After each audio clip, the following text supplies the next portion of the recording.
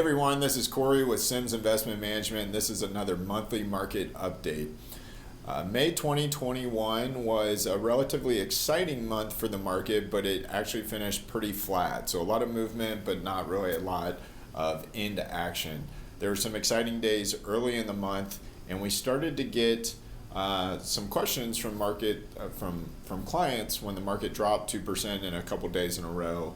And I wanted to take this opportunity to kind of remind people that the average decline in any given year from peak to trough is about 14%. So the market, is typically up 3 out of 4 years, but in any given year, we typically have about a 14% pullback. We started getting questions when the market was only down like 4% from the all-time high and was still up 8% from the year.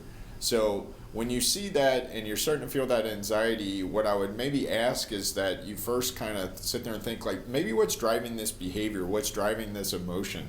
We're happy to talk through it with you and maybe figure out if there's something bigger underlying that's making you start to feel so much pressure on your investments, especially when this is completely normal market volatility. I like to use the analogy a lot when I hear from clients that are like checking their accounts every day or maybe multiple times a day. And if you're doing that because it's just so easy to access it on your app, on your phone, then maybe you should delete the app, right? The analogy is like a baker that puts bread into the oven. If they open that oven every 10 to 15 seconds to see if the bread's rising or to make sure everything's okay, they're gonna delay the process. The bread's probably never actually going to bake, and they'll probably make some type of rash decision or get impatient and maybe even destroy the baked good, right? So like that's kind of what you're doing when you're checking your account every day or multiple times a day. There's a wonderful story of Warren Buffett when he got started that he told his investors, I will only send you a statement once a year to let you know what your account values are, what your investment values are. And then he would give them a very limited time period to say you can either take your money out at that point, you can keep it the same, or you can invest more. He knew the investor psychology. It's why he is such a great investor, is he's able to keep his emotions in check with the interim volatility. He knew this about his potential investors with him, and he wanted to remove the ability for them to be their own worst enemy by only giving them account values once a year. So just a little history there and maybe some thoughts if you're starting to feel anxiety from checking your accounts too often. I also want to include in this video this month a really awesome video from Simon Sinek. It's called basically Infinite Living. We use a term a lot about like abundance versus scarcity mindset. And it's a 10-minute video. I love Simon Sinek. He's one of my favorite authors. I would highly recommend it. He has a wonderful quote in there where he cites a study about the fact that we live in such a world that we compare with each other all the time. And they did a study that said, would you rather live in a $400,000 house on a block where all the other homes are $100,000? Or would you rather live in a neighborhood where you have a $3 million house, but all the other homes are worth $4 million or above?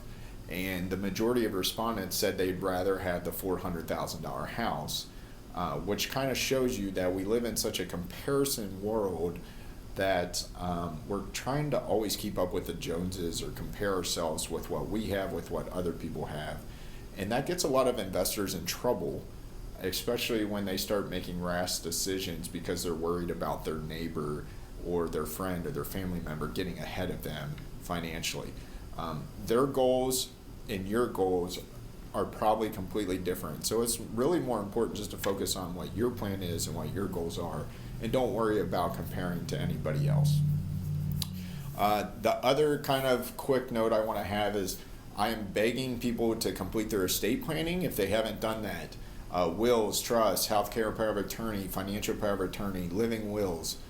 We unfortunately have had some clients pass away recently, and they didn't have their estate completely in order, and so it's just been a reminder of how important it is to get your estate plan in place Everybody has a will. It just depends if you want to write it or you want the state to write it for you. So please take that seriously. Reach out to us if you need an introduction for somebody to help prepare your estate documents.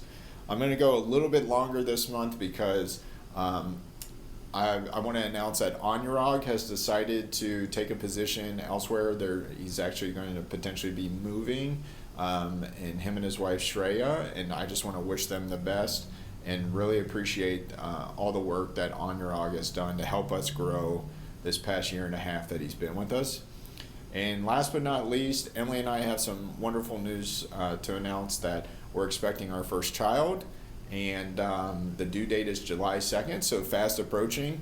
I will be out of the office for a couple weeks, but then I'm trying not to do any meetings in July unless they're absolutely necessary, as we kind of wrap our arms around being first-time parents. So that's it for this month. If you have any questions, please don't hesitate to reach out. Please forward this video to someone if they need to hear this message, either about Simon Sinek's message that he has this month, or about just taking a deep breath and stop checking your accounts all the time.